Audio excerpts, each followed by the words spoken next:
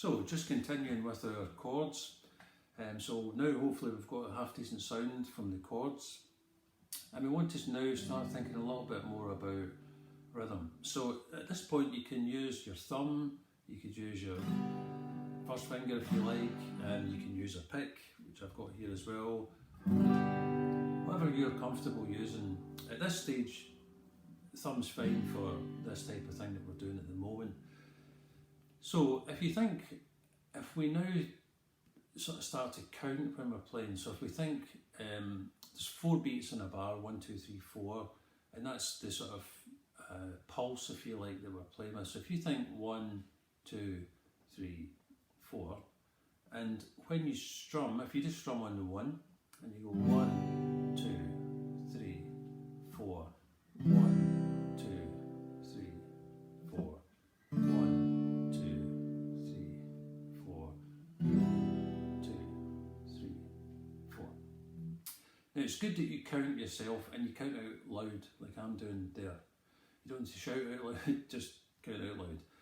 The reason for that is that you're internalising the time, so you're actually physically saying 1, 2, 3, 4, and you're playing in time with yourself, your own rhythm that you're saying there.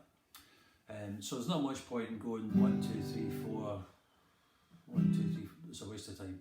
So we want to develop some sort of rhythmic thing that you're internalising, you're getting inside your brain, if you like.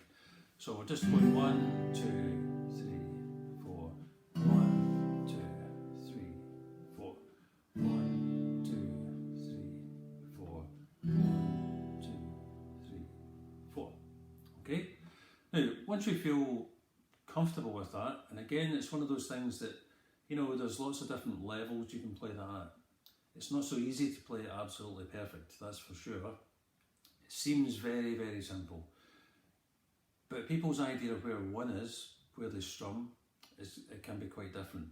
You know, some people think 1 and then strum, some people anticipate it and strum just a little bit before. Some people get a bit paranoid and go 1 and then panic.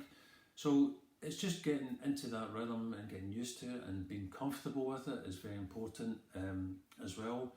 And then what we can do is we can build that up to play maybe 2 strums. So we're just doing 1, 2, 3, 4, 1, 2, 3, 4, 1, 2, 3, 4, 1, 2, 3, 4.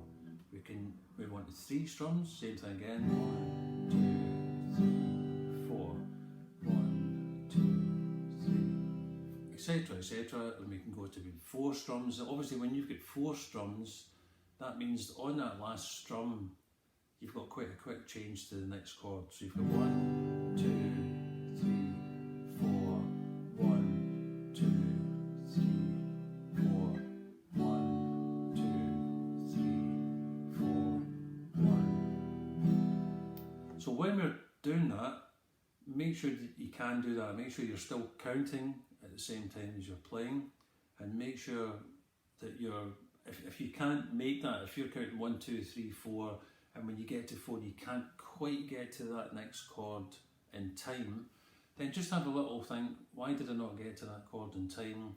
The reason is probably something simple, like I'm not that comfortable with the shape yet, so I forgot the shape, or whatever it is, everything's solvable.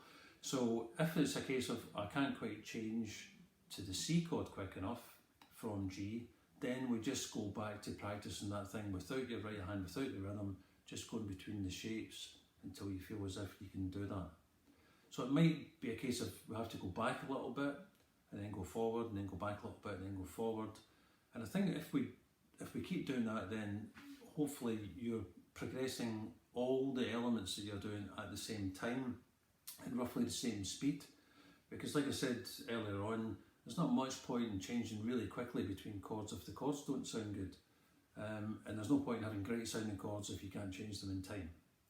So this is really an important part, I think, of learning some basic chord skills and rhythm skills. So if you get to the point where you can strum 4, and then when you get to 4 you're changing and then you're back on 1 again, that's really what we're looking for. And the reason I'm just doing it with my thumb is that we don't need to use a pick, particularly at the moment. If you're more comfortable, by all means use a pick. It's not going to make any big difference. And so this rhythm thing, for the moment we're just concentrating on chords. It works in every element of guitar playing and music generally, from scales to phrasing and all sorts of other more complex things. But I just feel as if at this stage it's an important thing. Sometimes it's not talked about quite as much because it's maybe quite a difficult thing, and timing generally is quite different for every person. We've all got a different sense of time. Some are perceived to be better than others at it, but basically if you're confident with your own sense of time and you can count and you can play and you can change, that's a great thing. You'll be able to use that, you'll be able to play songs. And if you're singing as well, for example, if you're a singer and you're accompanying yourself, your timing has to be really pretty good on the guitar so that you can sing over the top of it, because normally the phrasing is different from what you're strumming. So it's a good idea to be comfortable with this before you go on and do anything else.